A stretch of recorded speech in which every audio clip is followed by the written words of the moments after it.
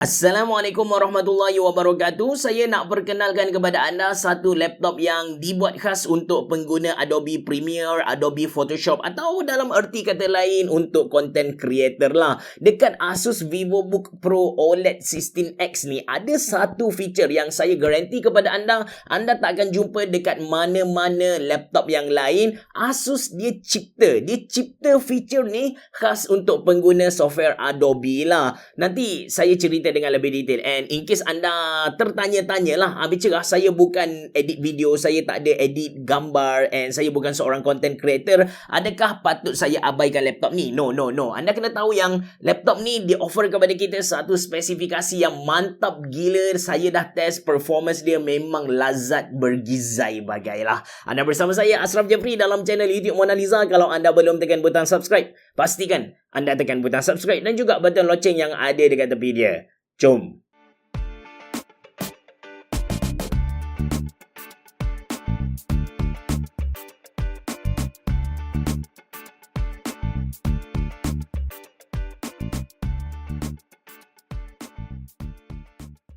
Okay guys, sebelum ni saya dah pernah review Asus VivoBook OLED ni. Kiranya model yang saya tunjuk kepada anda ni model berbeza, siri yang sama. So, design dia dengan yang saya review sebelum ni totally sama, which is lawa. Serius, dalam banyak-banyak laptop tahun 2022 yang clamshell, Asus VivoBook OLED yang paling kena dengan selera saya. Belakang dia ada tag Asus VivoBook, design dia kemas and ada tema construction gitu. Dan dekat dalam dia pun, enter button tu pun dia buat design warning construction. Escape button dia berwarna orange. Keyboard ni menyala dengan backlit berwarna putih, lengkap dengan numpad. Alright, salah satu main sales point Asus VivoBook OLED ni ialah dia punya screen. That's why dekat nama tu pun dia dah highlight yang mana laptop ni dia pakai OLED screen. Saiz untuk model yang saya review ni 16 inci dengan resolution 4K. Anda bayangkan gabungan antara OLED screen dengan 4K resolution. Lawa gila kot.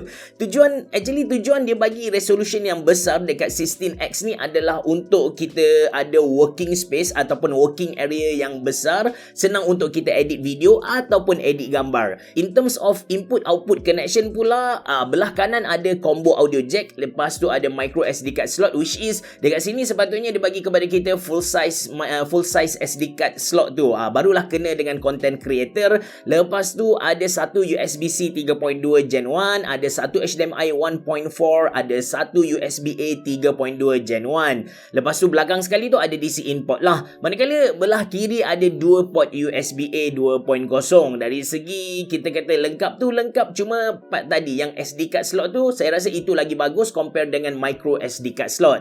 Lepas tu satu benda lagi yang saya nak highlight tentang laptop ni ialah dia punya software. Kalau laptop gaming, Asus bagi kepada kita Asus Armoury Crate, which is satu software gaming yang saya memang puji habis lah. Tapi untuk laptop macam ni, laptop yang fokus kepada content creation, Asus hadirkan software yang baru, nama dia ProArt Creator Center. Basically, homepage dia macam dashboard biasa. Kita boleh pantau status semasa laptop kita dan kita boleh tukar fan profile. Lepas tu ada tab calibration based on color grading yang kita nak tu. Ada tab work smart untuk kita manage kerja-kerja yang kita handle supaya lebih produktif. Control setting ni untuk main dengan Asus Dial, and last sekali performance optimization. Interface software dia memang premium habis. Okay, apa yang special dekat Asus VivoBook Pro OLED 16X ni ialah dekat touchpad dia. Touchpad dia ni bukan sahaja berfungsi macam mouse biasa, tapi dalam masa sama dia adalah shortcut untuk beberapa software yang kita boleh setting guna software Asus tadi lah.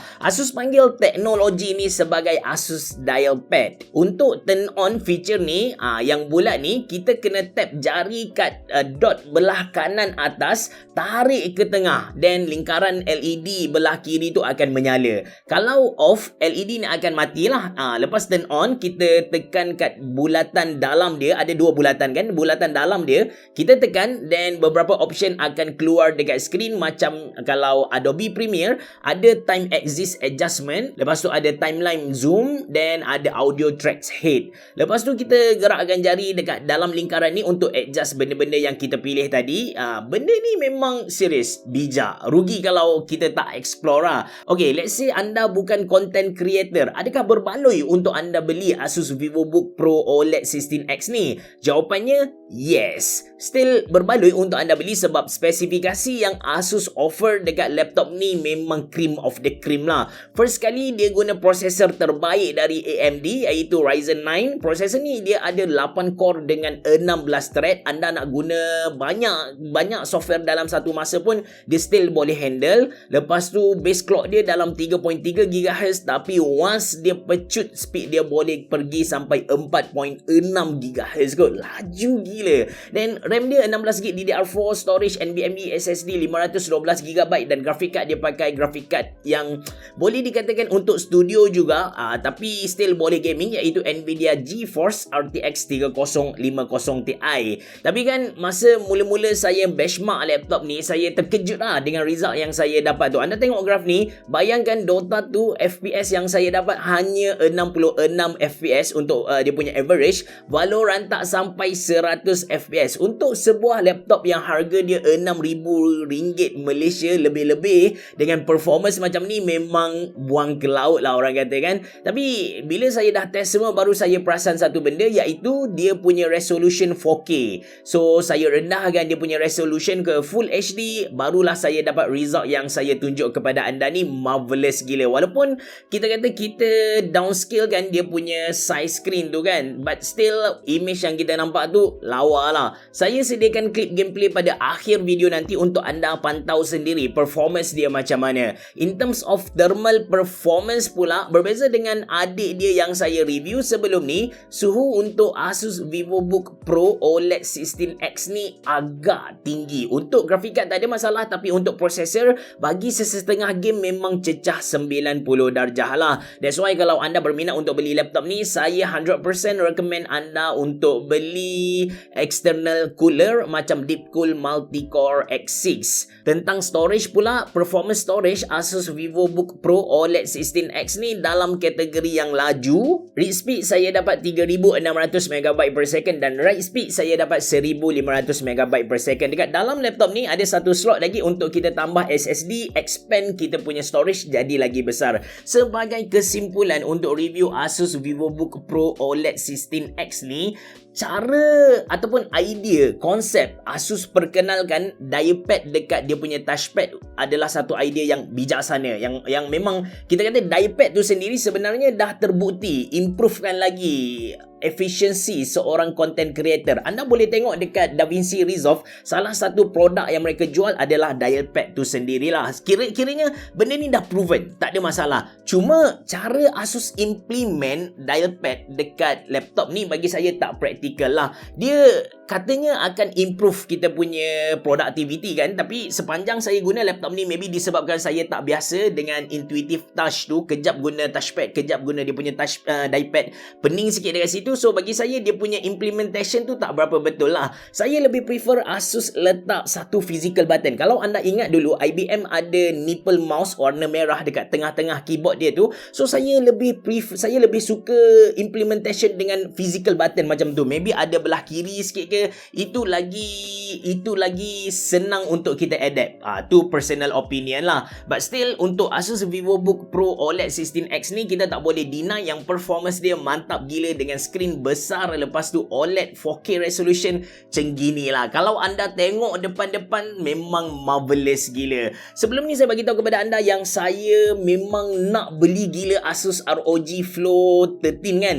So ini adalah laptop kedua yang mampu buat saya rasa perasaan yang sama untuk tahun 2022. Kalau saya tak ada lagi laptop lain and saya cari sebuah laptop untuk gaming dan juga video editing, saya akan pilih Asus VivoBook Pro OLED 16X ni. Walaupun saya tak akan guna dialpad dia, tapi still laptop ni sendiri cenggini. Mantap gila guys. Kalau anda berminat untuk beli laptop ni, saya sediakan link dalam ruangan description box below. Itu saja dari saya. Terima kasih kerana menonton. Assalamualaikum warahmatullahi wabarakatuh. Berabah. Jumpa lagi.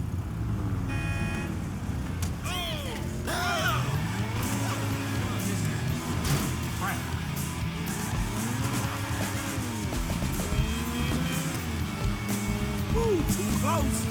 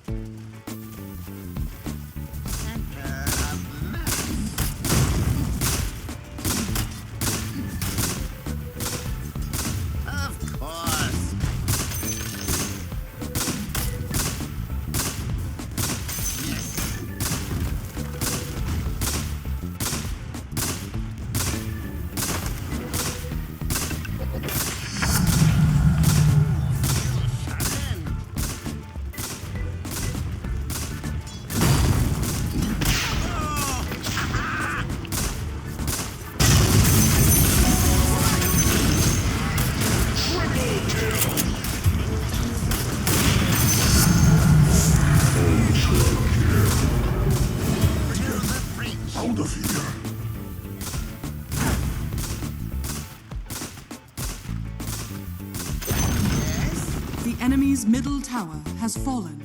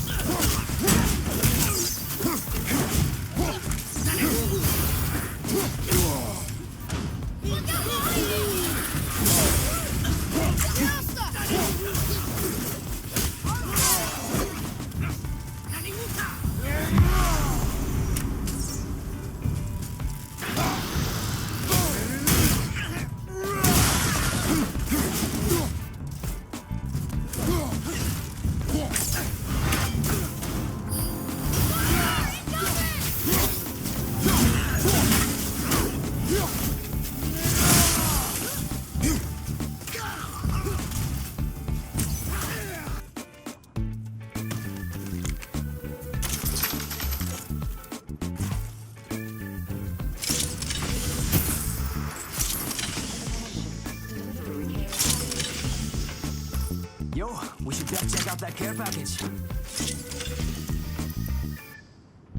Helmet here. Level 2. Yes, it's go time.